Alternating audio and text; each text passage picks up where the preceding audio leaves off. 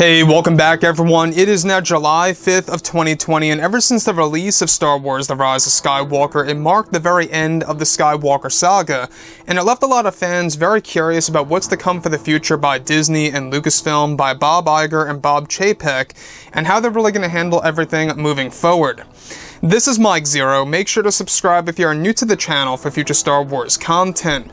Now, the one thing about Disney and Lucasfilm is that we do know that they are all very much hard at work on developing this new expanded universe, if you will, that is really going to be a combination of TV shows, movies, books, novels, comics, and video games, all in the mix, that's really going to be aimed to become far larger than the Marvel Cinematic Universe, and even more successful, or at the very minimum, as successful as the Marvel Cinematic Universe and where it stands right now.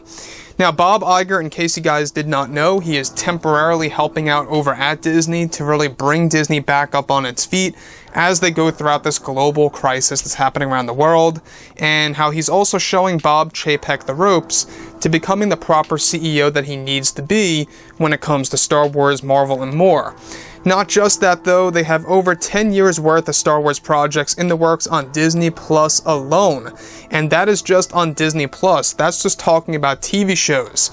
That's separate from the movies themselves, so that really just tells you that they're very ambitious about really making a library's worth of Star Wars material when it comes to new projects that are currently in development that are for the most part departing away from Kathleen Kennedy. Now, on top of all of this, what's really intriguing is that now that the Skywalker saga is officially over, as far as the films go, many fans have been very curious about the future of Star Wars, where both Bob Iger and Bob Chapek have been hard at work on developing multiple plans in order to reunite the Star Wars fans around the world. Now, it's noted that behind the scenes, many changes are being made to the Star Wars franchise. One of the projects in development is the Leslie Headland Star Wars TV series for Disney+, where it's explained that Brie Larson is said to be a part of this new series as the main role of the film.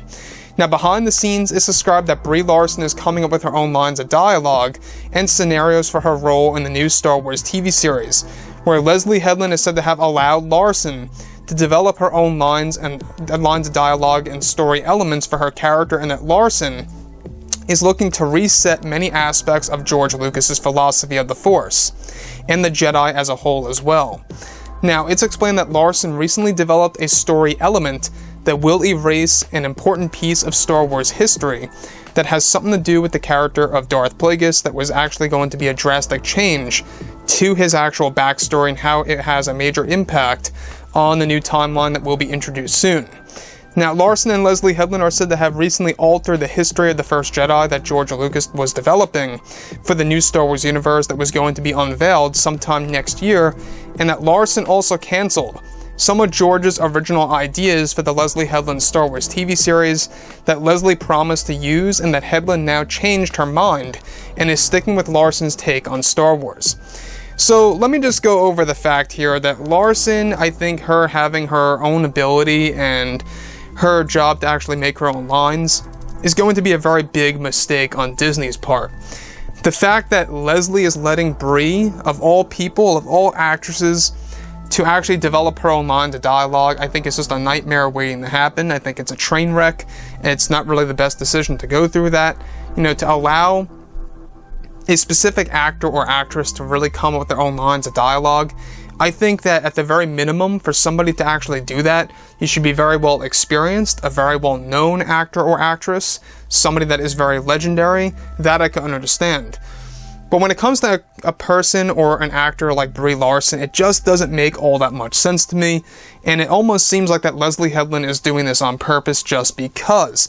And the fact that Larson is really canceling out a lot of George Lucas's ideas and really betraying George Lucas in a sense, you can just see how these creators really don't care about George's vision.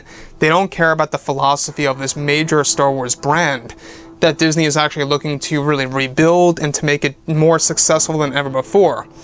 The other thing that I do want to point out that is actually very important that I think you should all know is that this Star Wars TV series is going to aim more so on agendas over story. And that's when you know right then and there that this is really going to go nowhere. I think it really is going to be Batwoman 2.0, where it comes to a lot of criticism, a lot of backlash, poor quality, and being canceled very early on in the process. I think it's going to be something very similar to that, where you're going to see a lot of actors dropping out, pretty much quitting the actual series and just doing away with it all. Now, thankfully, this is the only live action show that Kathleen Kennedy is a part of. She's not involved with anything else but that animated TV series that we talked about not too long ago. And Leslie Headland, let me just say, I mean, she's not really a fan at heart. She's just using this as an opportunity to show her own side of the story when it comes to this franchise by throwing the label on top of it. So anyways, guys, drop a comment below. Let me know what you think about all of this in the comments. And if you guys did enjoy the content for today, do make sure to drop a thumbs up on this video to support the channel. I thank you all so very much for the kind support, and I'll catch you guys next time.